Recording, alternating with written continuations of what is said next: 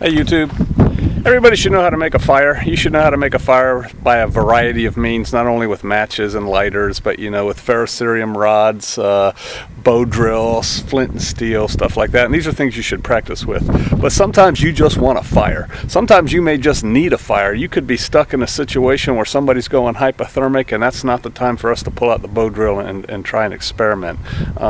Sometimes you could be just out and about and you want to make a quick fire to cook lunch on, and again, you don't want to take this time to practice a new skill. You just want a fire, and the skill that you're going to practice is cooking over a fire. Whatever the case may be, this is a way to make a fire pretty quickly, and that's by carrying a campfire with you. Another thing, if you have a fire ready to go and it's raining outside and the wood is wet, if you start with a dry hot fire, you can put little pieces of wetter wood on the outside of that fire. They will dry and they will ignite. And so let me just show you this technique. Maybe you can use it. Maybe you want something like this in your vehicle or in your cabin or wherever. So here we go. What do you need for a fire? You need, I got one in here somewhere. There you go. You need a source of ignition. This is matches. You need tinder. For this case, I'm going to use newspaper. You need kindling. This right here is just some of it's dimensional lumber that I split a while ago, and then I just put it up in the attic of a garage for about a year, and it's just super dry and ready to go right now. And then you need fuel. And this right here is oak logs, and they're just split down a little bit smaller than normal firewood.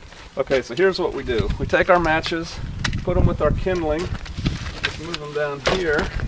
We're just going to wrap them up. It's just to make a relatively neat and tidy bundle here. Alright, so we're going to wrap it up with some paper. There we go. Leave that there. Now we're going to take our firewood, the fuel part of it, and again, this is very dry oak. This will catch very quickly. It'll burn pretty hot. We're going to wrap this up. Just a piece of paper like this. I know, blocking, right? Now, when you do this, you're going to have to tie it together. So I've got an old shoelace here.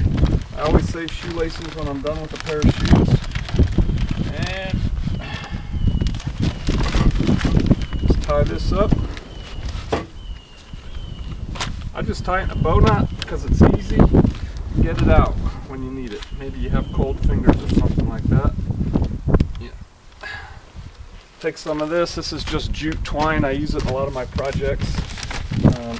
It'll also burn, but with this newspaper and dry kindling, that's not really an issue.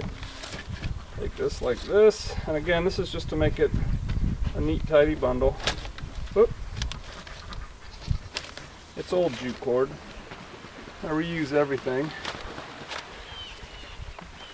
Alright, now I'm going to throw that in the back of our car. Let's go ahead and keep it dry. Keep the bark out of the back of Mama's car if you're sticking in her car and she cares about those things. This is just a kitchen trash bag. So what I do, work with the wind here. Take the main pile.